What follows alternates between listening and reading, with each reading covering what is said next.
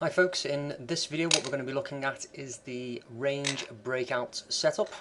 First thing that we need to do is identify the overnight trade range. The overnight trade range for me is the Asian session range. So typically in the overnight session, price is contained within the previous swing high and the previous swing low to be made. Swing high is a bar preceded and succeeded by lower highs. Swing low is a bar preceded and succeeded by higher lows. So that last swing low is there, and the last swing high to be made for yesterday's price action is there, and price, as you can see, was contained within the previous swing high and the previous swing low. Price is making lower highs and higher lows within that swing high and swing low. Price is range bound, so that is my overnight trading range identified. The next thing that I want to note with the range is this range at an ideal location? What I'm looking for is for price action, this range to be at the high end of the previous day's high-low range. So these solid red lines, these are the previous day's highs and lows. So what I can see is that this high-low range is at the top portion, the top third portion basically, of the previous day's high-low range. That's an ideal location that I'm looking for. I've identified the overnight range. In this case, it's at an ideal location. So what I'm now looking for is for price to move out of the boundaries of the range bound location. What I'm not going to do, and we'll come on to this later, is I am not going to place what's known as a bracket trade. Most of the textbooks say that we should place a buy, when you identify a range, that you should place a buy order above and a sell order below. Whichever one is triggered first, the opposite order becomes your stop loss location. Other suggested stop losses are 50% of the range. So for example, you would place a buy order above, a sell order below.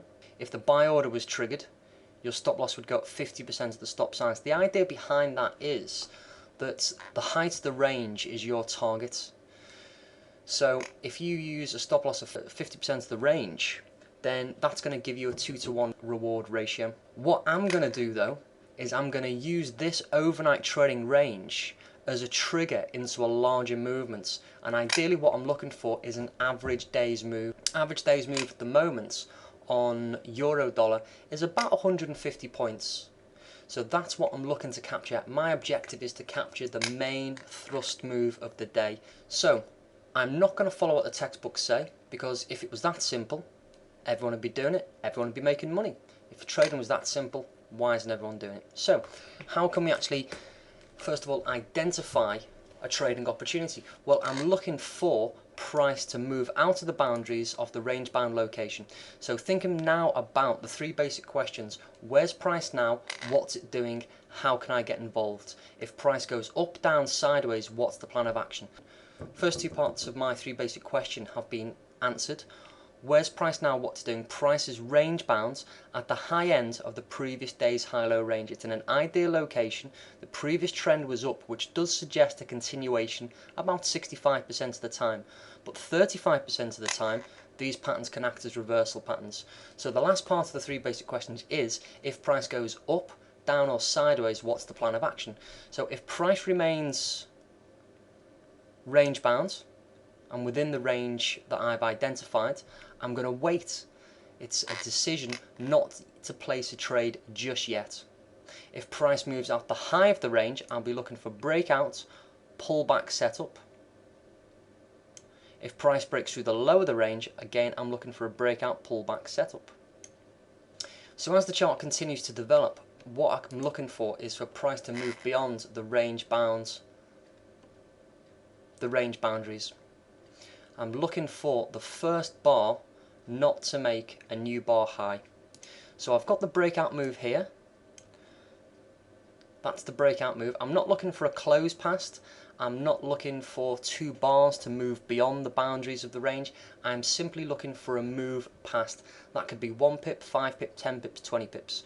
Whatever that size is, I'm simply looking for a movement past the range highs or lows.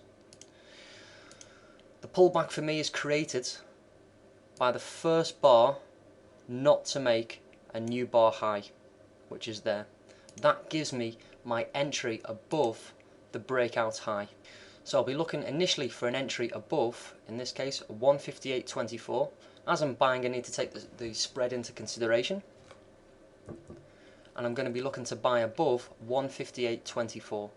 As the chart continues to develop, price did retrace a little bit further, and we could have actually refined this entry based on a fib retracement setup, which is explained elsewhere on the site, and we could have refined that down to above 158.05. so I'd be looking for an entry above 158.05. So in this case we can refine the entry. It's based on a fib retracement setup. I'm not going to explain it here as it is explained elsewhere on the site, as I've mentioned. So essentially we're looking for a breakout pullback setup. The first bar not to make a new bar high developed the entry, and in this example we could have refined the entry slightly, but essentially we've got breakout pullback setup. Stop loss goes past the event. The event is the pullback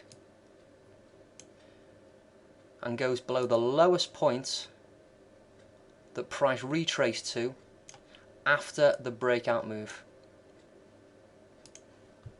So stop loss location for me is going to go below 157.90, which is past the lowest point of the retracement after the breakout move. So identify the range, then wait for price to move beyond the range boundaries. That's the breakout, either up or down outside the range. Then I'm looking for a pullback to develop, either on the 15-minute chart, which is what we're looking at here. Ideally what I look at is initially the lower time frames personally, to try and get a slightly earlier entry than what I could get on the 15-minute chart, and ultimately a slightly lower risk on the trade. So without taking trade management into account on how I manage this trade as an individual, let's just focus on the pattern itself. We've identified the breakout.